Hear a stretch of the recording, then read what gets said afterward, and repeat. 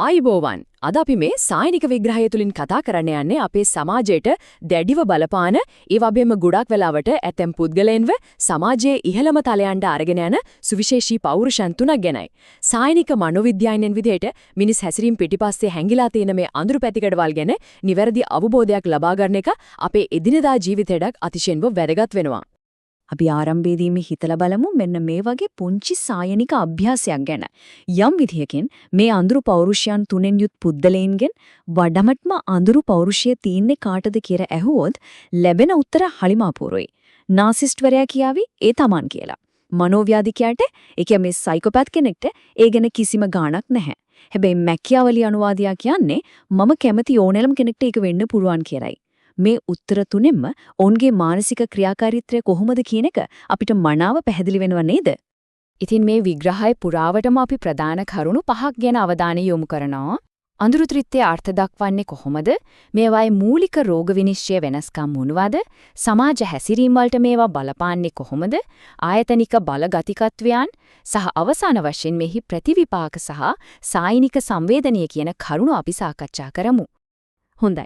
පළවෙනි කොටසින් අපි බලමු මේ අතිශය කඩා කප්පල්කාරී අඳුරු පෞරුෂයන් ඇත්තටම අර්ථ දක්වන්නේ කොහොමද කියලා. පළවෙනියටම අපිට හමු වෙන්නේ නාර්සිසම්. එහෙමත් නැත්නම් ආත්මකාමීත්වය. මේ පැතිකඩ සහිත පුද්ගලයන් අනිත් අය ගැන හිතන්නේ තමන්ගේ තත්වය උසස් කරගන්න තියෙන ඉනිමගක් විදිහට විතරයි. ඕන්ට හැමතිස්සෙම අනිත් අයගේ ප්‍රශංසාව ඕනේ. පිටින් බලද්දි තමන්ටම ආදරය කරනවා වගේ පෙනුනත් මේ අධික මානය පිටිපස්සේ තියෙන්නේ ගැඹුරින් හැංගුණු හීනමානයක්. ඉතින් තමන් හදාගත්තු ප්‍රතිරූපය බිඳේ කියන බයට ඕන් කවදාවත් තමන්ගේ වැරදි පිළිගන්නේ නැහැ. ඒ වෙනුවට ලේසියෙන්ම බොරු කියනවා නැත්නම් අනිත් අයට දොස් පවරනවා. දෙවන්න තමයි මෙකියාවෙලි අනුවාදය. මේ ලක්ෂණ තියන අය ඇත්තටම හරිම සීතලයි, ඒ වගේම ප්‍රතිපත්ති විරහිතයි. මේ අයට ඕනේ මිනිස්සු Tamanට ආදරය කරනවට වඩා Tamanට බිය වෙනම දකින්නයි. අනිත්‍යව පාලනය කරන්න ඔවුන් නිතරම මානසිකව වටනවා, අපහාස කරනවා. යම් විදියකින් අනිත්‍යව හැසිරීම එමත් නැත්නම් මැනිපියුලේෂන් අසාර්ථක වුණොත් Tamanගේ අරමින වෙනුවෙන් හොරකම් කරන්නවත්, පාවා දෙන්නවත් ඔවුන් දෙපාරක් හිටන්නේ නැහැ. තුන්වැනිය මනෝව්‍යාධිය එහෙමත් නැත්නම් සයිකෝපැති. සායනිකව බැලුවත් මේක හරිම බියජනක තත්වයක්. මොකද මේ අයට කිසිම මානසික බියක් නැහැ. ඒ වගේම හරිම ආවේගශීලී. අනිත් අයක කිසිම චිත්තවේගීය බැඳීමක් ඇති කරගන්න මේ අයට බෑ. ඒකේ සෘජු ප්‍රතිඵලය තමයි අනුකම්පාව බිඳුවක්වත් නොමැති වීම. කතරම් බිහිසුණු දෙයක් කළත් ඒ ගැන කිසිව වරදකාරී හැඟීමක්වත් පසුතැවීමක්වත් ඔවුන්ගේ හිතේ ඇති වෙන්නේ නැහැ.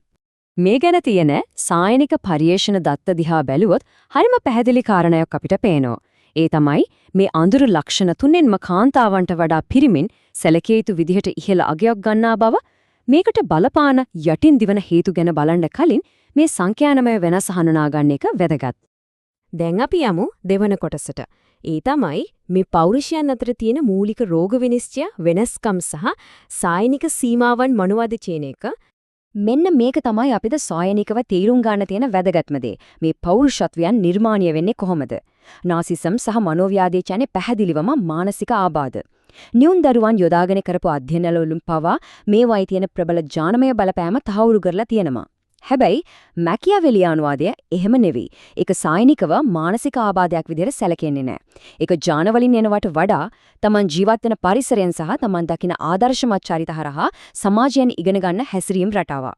ඒ කියන්නේ මනෝව්‍යාධිකයට ඒ ලක්ෂණ උපතින්ම එද්දී මැකියාවෙලි අනුවාදයේ තමන්ගේ උපක්‍රම සමාජ හරහා ඉගෙන ගන්නවා. අපි ඊළඟට බලමු තුන්වෙනි කොටසෙන් මේ දේවල් අපේ සමාජ හැසිරීම් වලට කොහොමද බලපන්නේ කියලා. ඒ වගේම මේවායේ පරිණාමීය මූලයන් මොනවද කියන එකත් මෙතනදී අපි කතා කරමු. මනෝවිද්‍යාවේ තියෙන ප්‍රසිද්ධ ඕෂන් පෞරුෂත්ව ලක්ෂණ වරහා මේ අඳුර ත්‍රිත්වයේ විශ්ලේෂණය කළාම අපූර්ව සායනික රටාවක් පේන්න තියෙනවා. නාර්සිස්වරු සහ මනෝව්‍යාධිකයෝ ගොඩක් දුරට නව අදහස් වලට විවෘතයි. ඒ වගේම බාහිර ලෝකයේත් එක්ක ගැවෙසෙන එක්ස්ට්‍රෝවර්ටඩ් අය. හැබැයි මෙතන තියෙන විශේෂම දේ තමයි මේ තුන්දෙනාටම තියෙන පොදු සායනික ලක්ෂණය. ඒ තමයි අන් අය සමග එකඟ වීමේ හැකියාව, එහෙමත් නැත්නම් agreeableness කියන දර්ශකයේ මෙයා ඊටමත් අඩු අගයක් ගැනීම. ඔවුන්ට අනිත් අයගේ අදහස් වැඩක් නැහැ. ඒ වගේම එකඟ වෙන්නෙත් නැහැ. මේක පරිණාමීය ජීව විද්‍යාව පැත්තෙන් තේරුම් ගන්න එකත් ගොඩක් වැදගත්. අපෙන් බහුතරයක් දෙනා අනුගමනය කරන්නේ දීර්ඝකාලීන සම්බන්ධතා, පවුල, දරුවන් වෙනුවෙන් කැපවෙන මන්දගාමී ජීවිත. එහෙමත් නැත්නම් ස්ලෝ ලයිෆ් උපාය මාර්ගයක්. ඒත් මේ අඳුරු ත්‍රිත්වය පරිණාමය වෙලා තියෙන්නේ අතීතයේ තිබුණු හරිම අනපේක්ෂිත භයානක පරිසරයන් තුල කෙටි ආයු කාලයකට මුහුණ දෙන්න හැඩගැහුණු වේගවත් ජීවිත. එහෙමත් නැත්නම් ෆාස්ට් ලයිෆ් උපාය මාර්ගයක් විදියටයි. ඒ නිසා තමයි ඔවුන් සබඳතා ගොඩනගන්නවත් දරුවන් වෙනුවෙන් කැපවෙන්නවත් මහන්සි ගන්නේ නැත්තේ. හතරවන කොටස තමයි ආයතනික බලගතිකත්වයන්. ඒ කියන්නේ මේ පැරණි ෆාස්ට් ලයිෆ් පුරුදු අද තියෙන තරඟකාරී ආයතනික පරිසරයන් තුල ඉහළටම යන්න ඕන්ට උදව් වෙන්නේ කොහොමද? බලන්න මේ අය ආයතනවල ඉහළම තැන්වලට යන්න පාවිච්චි කරන උපක්‍රම මොනවද කියලා. නාර්සිස්ට්වරයා තමන්ගේ පෙනුම සහ තමන් හදාගත්තු ප්‍රතිරූපය ඒකට පාවිච්චි කරනවා. මැකියවැලි අනුවාදියා කරන්නේ මිනිසුන්ව ආකර්ෂණය කරගන්න ගමන් සූක්ෂ්මව අපහාස කරලා අනිත් අයව පාලනය කරන එක. මනෝව්‍යාධිකයානම් අවශ්‍ය වුණොත් කෙලින්ම තර්ජනය කිරීම පවා පාවිච්චි කරනවා. ඉතින් මේ තුන්දෙනාටම අනුකම්පාව කියන දෙන්නේ නැති නිසා කිසිම හිතේ අමාරුවක් නැතුව අනිත් අයව පාගාගෙන ඉහළටම යන්න උන්ට පුළුවන් වෙලා තියෙනවා.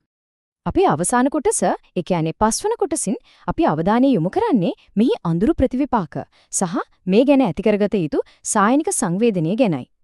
මේ අය ආයතනික ලෝකයේ ජයගත්තත් සායනිකව බැලුවොත් මේ අයගේ ජීවිතේ අමිහිරි යථාර්ථයන් ගොඩක් තියෙනවා. මොකද මේ අය මත්ද්‍රව්‍ය වලට ඇබ්බැහිවීමේ දැඩි අවදානමක ඉන්නවා. ඒ වගේම සැබෑ සමාජ සම්බන්ධතා නැති නිසා සමාජයෙන් කොන් වෙලා කියන හැඟීම උන්ට දැනෙනවා. මානසික අවපීඩනය එමත් නැත්නම් ડિප්‍රෙෂන් තත්ත්වයටපත් වෙන්න වගේන මේ ආවේගශීලී තීරණ නිසා නීතියට අහු වෙලා බන්ධනාගාරගත වෙන්න පවා උන්ට සිද්ධ වෙනවා. මේවා ඔවුන්ගේම මනසින් ලැබෙන දරුණු ප්‍රතිඵල.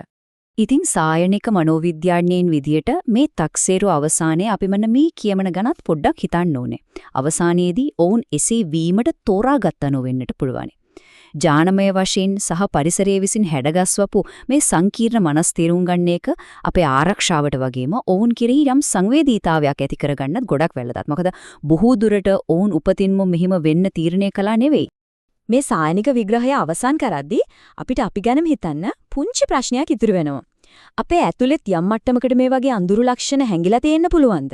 එහෙමනම් ඒ ගැන දැනුවත් වෙලා අපේ සමාජ හැසිරීම වඩාත් යහපත් කරගන්න අපි පාවිච්චි කරන්න ඕනේ මොන වගේ උපක්‍රමද?